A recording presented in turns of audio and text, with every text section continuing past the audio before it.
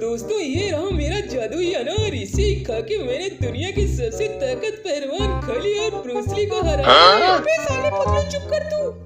अरे चंपू मैं तो बस मजाक कर रहा था। और यही नहीं रुकी अभी, ये अनार तो अमेरिका के राष्ट्रपति भी मेरे यहाँ से खरीद कर ले जाते हैं। बहुत महंगा बेचता हूँ उन्हें, मैं खूब कमाता हूँ। अबे साले